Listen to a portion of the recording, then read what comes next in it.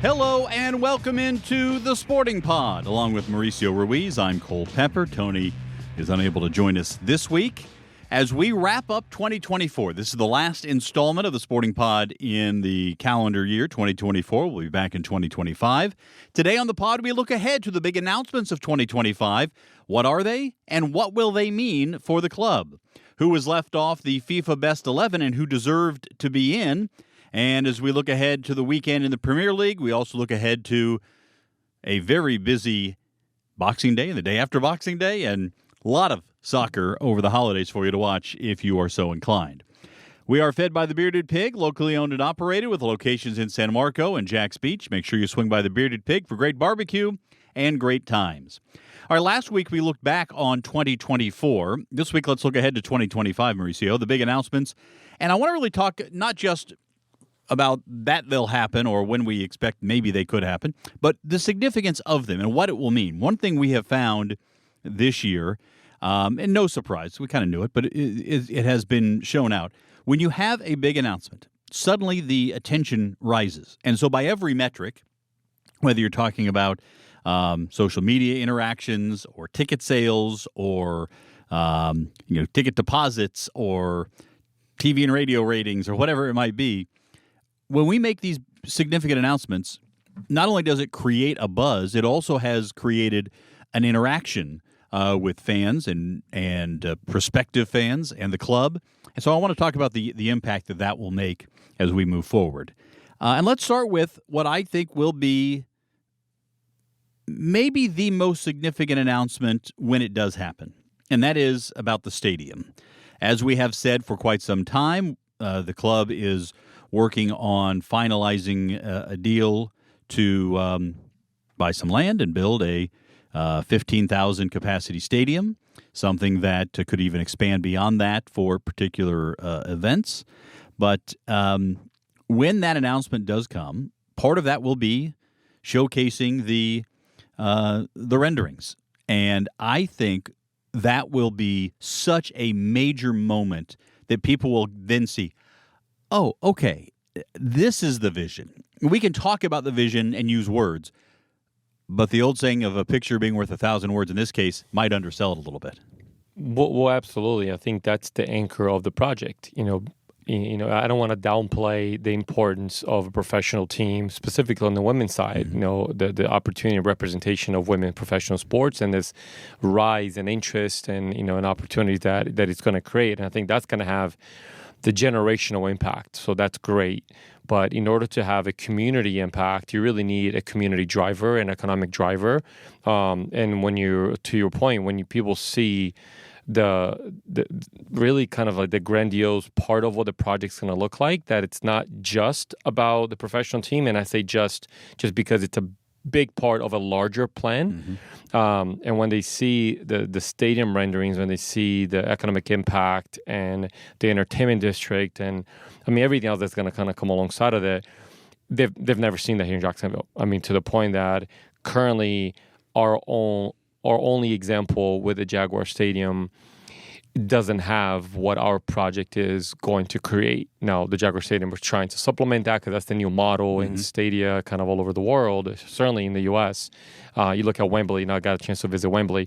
From what I heard in the past, is that Wembley used to be this kind of like standalone stadium, a little bit far away from London. Parking lot around it. Parking lot around, and that was it. But that was kind of typical, right? Our experience going to games, that was kind of it.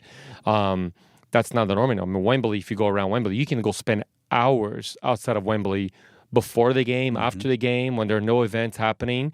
And that's just the new norm of the economics around stadium. It's a destination now, not just an event. And I think that is what we're going to be bringing to Jacksonville. It's going to be so exciting. And you and I have had conversations with different business leaders around town, sponsorship conversations or, business or rather community leaders and movers and shakers. And you can tell them all you want about it. And you can underline, hey, this is what it's going to be. But when they see it, it's a game changer. So we're looking forward to that happening in 2025. So that's the vision. There is also the blocking and tackling that has to go along with it. And I included this second for this reason. the growth of our front office staff is going to be very important. It has already been, as we've detailed some of the new front office personnel who have been added. We'll introduce you to some more in the new year. But you can have this vision. You can have all the bells and whistles. You can have a TV show, a radio show, a podcast, and pretty pictures. But you got to do the work. And that work includes sponsorship, and it includes ticket sales, and it includes community engagement and that sort of thing. And I think the people who we're going to be bringing in the front office will make a real difference as far as that's concerned in 2025. Well, it's funny. One of the questions that people always ask me, because we have announced over time, just increase of staff, and like, why are you hiring people when you don't have a team yet? You don't have a stadium. You haven't made these kind of bigger announcements. Why are you hiring people? And I think 2 weeks ago when we announced that we'll be launching the Women's Super League team at UNF, explains why. Because the minute that an announcement were made, to your previous point, a lot of excitement, a lot of attention kind of gets drawn, and you have to be able to execute on that, because there's no better time than the current time of when you make an announcement. You have to be able to leverage that and the excitement that comes alongside of it. As we know, things kind of comes in waves of excitement, and one of the biggest excitement opportunities that you have is when you make these kind of major announcements, and we're going to have plenty of those, so we have plenty of bites out of that apple. But to our ticket, Matt Madison, our director of ticket sales, he's been really busy. Yep. Since we made that announcement. Every day he's been really busy, and he's excited, and people are purchasing tickets and purchasing club seats, and so it's the season tickets. So you see why, and then you have a marketing department. Like, well, why do you have a marketing department? Well, because you have to tell the story. And then why do you have a sponsorship and partnership? Well, because you have to bring the community, the business community around it. Honestly.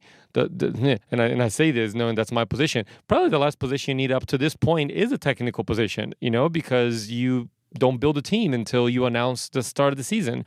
Everything else that builds the blocking and tackling, as you're mentioning, to kind of get us ready to then build the team, it's already in place, which is fantastic to see that we can now execute on that plan. Next up, a big announcement that will be coming is the sporting director and a head of soccer. As we have talked about, any organization is, you can look at it kind of in different regards. For Sporting Jacks, you've got the soccer side, you've got the business side, and you've got the community side. And, Tony Allegretti heads up the foundation, and great on the community side. Steve Livingstone heading up the business side, does a great job. And then somebody's got to run the soccer side. And that's going to be a major announcement as well. Hiring that person, finding the right person is vital, and you need a combination of experience, leadership, and savvy because that person is going to really direct in so many ways and be the main cog in forming the formula of what we're going to see on the field. Yeah, and you mentioned it. It's I put that as our engineer, and / architect of the soccer side, and we're not going to have too many opportunities at first impression and what that's going to look like. And we have a unique opportunity that many other clubs in the U.S. have not had, is to launch two teams almost simultaneously to one another. They're stacked in seasons, so where the women are fall of 25, the men are spring of 26. So there's a little bit but not that much of a gap in between. But those two have to be uniformed. And I think that's the unique opportunity that we have here. So hiring that person to some of the attributes you've mentioned, experience, knowledge base, in order to accelerate, but also the right human being that understands that our women's team has to be as important. And because it's starting with, potentially even more important because it is the first product and it is a bit of a unique product in the U.S. that's not saturated yet. So it could be the driver of our community and with our project and so many different events. So that position is a really important position because it would be a public-facing position, it would be an architectural position, and it has an impact in our community youth landscape, in our developmental landscape, and potential players that will come through this community and eventually play at even a higher level, national team level, and international as well. As somebody who has led a program as a head coach at JU, and just knowing you as long as I have, you've spent a lot of time studying and learning about leadership. Mm. How has that impacted this search and the conversations you've had? And what kind of leader do you want to see emerge into this position? Yeah, and one thing that has come up is a leader has to be a good thinking partner to everyone that they're going to be overlooking and hiring. It's not a dictator. It's not a do it my way. Certainly, they need to lead the way with principles and guidance and create systems and processes, but a really good thinking partner, because when you're going to have two different products from the professional standpoint, and then you're going to have your developmental academy, then you're going to have your youth academy, and then you have to be responsible for everything else that kind of happens within the community, a good ambassador. That position is really a good thinking partner. And then that's been a key kind of element that that Becky and I, as we're kind of gone through this process and we're having these conversations with, with folks to fulfill that position, we want that position to be someone with confidence, with experience, but also with humility to know what they don't know, because there aren't that many people, Cole, that actually have done what we are building and creating. Yeah. So we've been really mindful of not speaking to someone that off the bat tells us they know what we need. Because to many ways, we don't know what we need. And we need someone that kind of comes in with that open mind approach, but also with confidence. Hey, like, if we do it together, if we talk about it, if we bring it into the table, okay, let's get out of the room with this idea. And someone needs to lead that charge, right? You don't need too many leaders in one tribe or too many chiefs in a tribe. Like, you need someone that's going to lead that charge. Once again, with the components of experience and leadership. But the one word or two words, I guess, combined, hyphenated, it's a thinking partner. Someone that is going to be able to share ideas with the head coaches, challenge them at the right time, share ideas with the academy directors, challenge them at the right times, but not be seen as an adversary, but more of a partner. All right, so that also flows into the next set of announcements, which would be the women's technical staff. And again, we've talked in the past about different structures, technical director, head coach, technical director / head coach, whatever that looks like, and then the assistant underneath the head coach.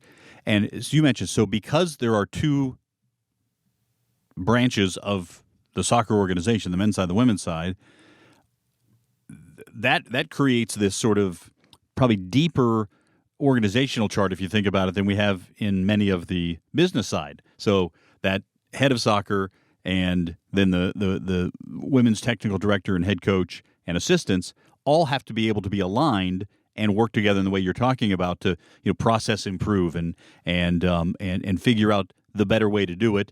I'm going to quote Gardner Minshew here, who once said, the great philosopher. Yeah, the great American philosopher Gardner Minshew, who once said, "Make different mistakes," which, in other words, don't keep making the same. If something's not working, try something else, and if it doesn't work, try something else. That keep process improvement. But, it's funny. Him and my dad must have had a conversation, because that's the concept that I grew up in, and mostly was around you keep making the same mistakes. He kept telling me as a teenager, but he's absolutely right. Like, we're gonna need the only teenager who's ever been in that situation. Yeah, I'm the only one. Yeah. But he's right. We're gonna need to figure out and be adaptable and flexible to the mistakes that we're gonna make, and we're gonna make mistakes as we kind of go through the process. But to your point of the technical staff, it's not necessarily about hiring the best person, the best candidate, but the best person for this role and for this organization, because there are significantly high qualified coaches as far as sideline coaches that we just have not identified necessarily that they're the best fit for this organization in this timing of the organization where we are, which once again is someone that understands that they're an important part of a bigger picture, of a bigger community picture, of a bigger establishment that's about to launch, and being a good partner to the opposite gender club as a part of we're all part of the same team. We all just have different, roles and responsibilities, but we're part of a bigger club. So if you're bringing in a men's head coach and a women's head coach that don't get along or don't have the personality or the interest to work alongside of it, because a lot of the resources will be shared. We talk about that kind of the Christmas tree organizational chart, the head of football, then you have your head coaches, then you're going to have your support staff, and then like everything underneath that, there's a really good opportunity for those roles to be shared, from sports performance and strength and conditioning, nutritionist, dietitian, and nobody can be a hoarder of it. You have to be willing to share good ideas and practices, and we want that because we're bringing we're creating as we're building as we're flying in many ways, and we want people that are going to be good community stewards. Well, I would also point out that while there are challenges associated with launching two different teams in a short period of time, there are also some potential advantages to doing that. And one of the things you're talking about is that, a greater mind share to be able to learn from each other and continue to develop forward. Our women's player signings, particularly the early ones, I think are going to be very key.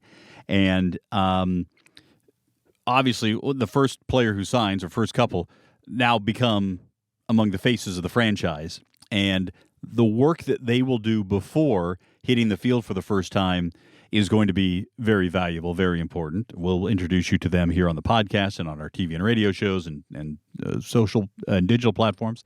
But having those people be high-quality people and high-quality players is paramount. It is, and you hit it on the head. High-quality people eventually will create some good high-quality players, and you don't have to babysit them around town, right? Because they're going to have Jacksonville, and for our Jacksonville listeners, it's a big town, it's a big city with a small town kind of culture. So everything gets around in the city, especially within a soccer community. Mm-hmm. So it's important that you get good people that are going to be good representatives, and obviously they have their personal life.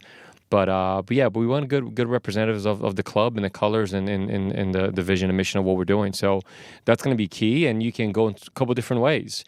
You can get some good young local talent to kind of be a good marquee early signing. Good story, great story. Or you can have your first signing be a veteran player. That's kind of how you're going to build off of. And there's a good story there as well. So we're going through that process now and trying to identify. And then also knowing that the leagues, the women's professional leagues all over the world and here in the U.S. are going to be going on in the period that we're building a roster. So also leaving a little bit of space for what's yet to come and the available players that will come around summertime. Yeah, we look forward to that. Then the next... not necessarily in terms of time, but at some point we will be revealing the kit for the women's team and later for the men's team. And the look and feel goes a long way. And we talked on the radio show this week about the crest and the colors are great. I'm basically universally praised. How that's going to look as part of the full kit is something I'm really looking forward to. And because if you think about the colors of the team, you've got two blues, that gold, yellow, and the orange. There are so many options, and you need them when you've got two clubs, at least three kits, right? The primary home, the primary road, and then the third kit, and maybe a fourth for a special occasion or something. But I'm really looking forward to how that all plays out. It's funny because I'm actually going through that process right now with some potential apparel companies that are presenting just different designs and concepts. And I'm not a marketing person by any means, but part of me wishes that we created concepts and then kind of brought it out to the community. But we've actually been advised by the professionals and experts that there's a risk kind of reward kind of component to that as well. So we're not. Is this the Bodie McBokeface, a cautionary tale? Yeah, a little bit, and because you decide on something that maybe wasn't voted on by a large percentage of the community. And, so there's some pros and cons to that. But that process, to your point, is going to be exciting on what the colors will represent and how that's going to go out first time that we get on the field with it. All right. And finally would be the foundation efforts. And I don't want to speak for Tony here. We'll have him talk about that in 2025, about what the year is going to look like from the Sporting Jacks Foundation standpoint, because there are some exciting initiatives to come. And again, we continue to support as many of the organizations that are involved with what's going on with the Sporting Jacks Foundation, with soccer in our neighborhoods and communities. Season tickets are now on sale for the USL Super League 25-26 season.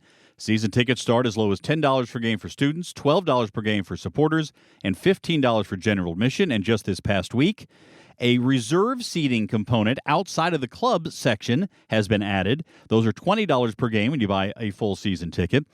Club seats, field seats, and premium hospitality also available. Go to sportingjacks.com to purchase your tickets or to learn more about the ticketing situation for 2025-2026 for Sporting Jacks in the USL Super League.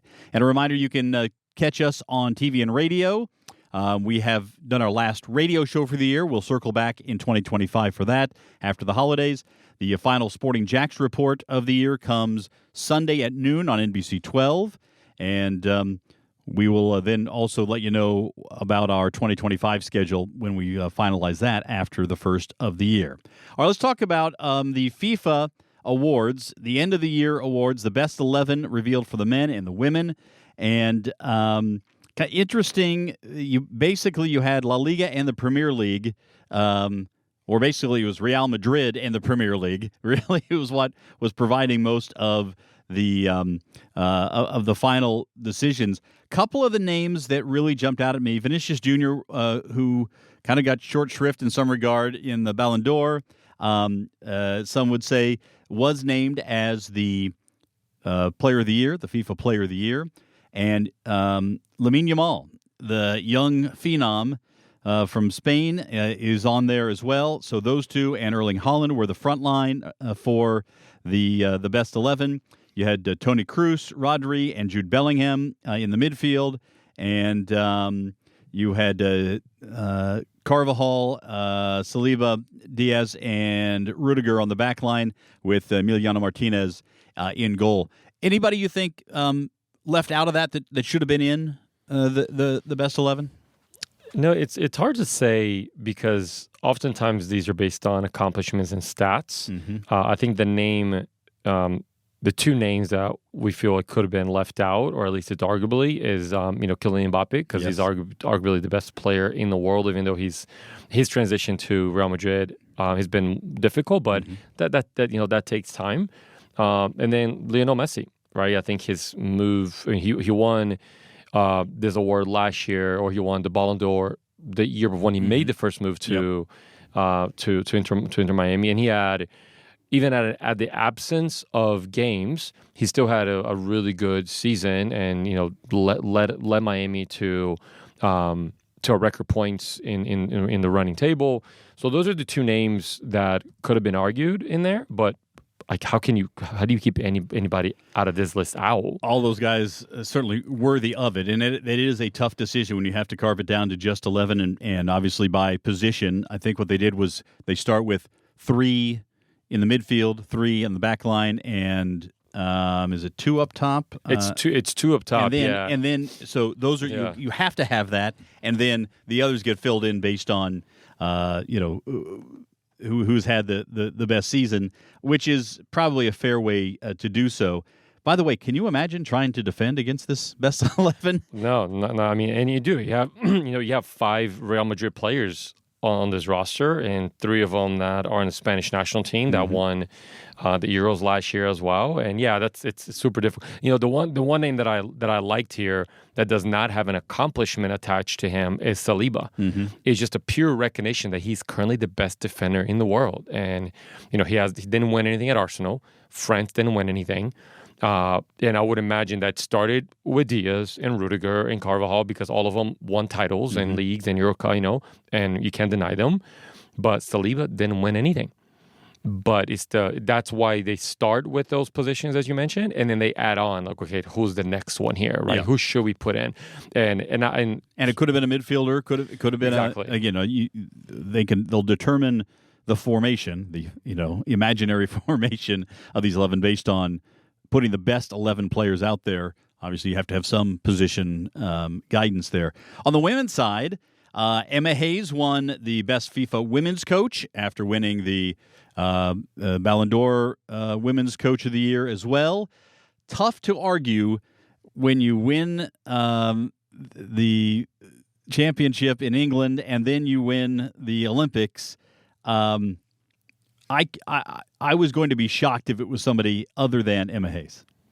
Yeah, I mean, if it was anybody else, then we were living under a rock, because there's nobody else that could have done what she's done.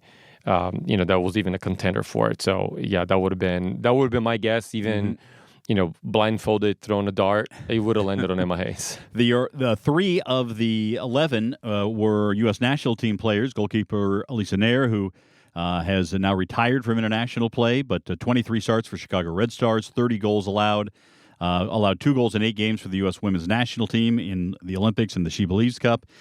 Center back Naomi Girma, Becky's favorite player on the planet right now, won Olympic gold, the only U.S. field player to play all 600 minutes of the tournament. And then the captain, Lindsey Horan, also won it, even though I don't think she had her best performance during the Olympics. The fact that she was the captain of the U.S., it went a long way. I think she would tell you that she would like to have played better in that Olympic tournament, but the outcome is the outcome. It is, and she did play, I think we're accustomed to seeing an attacking player have performance in metrics, goals, assists, and things of that sort.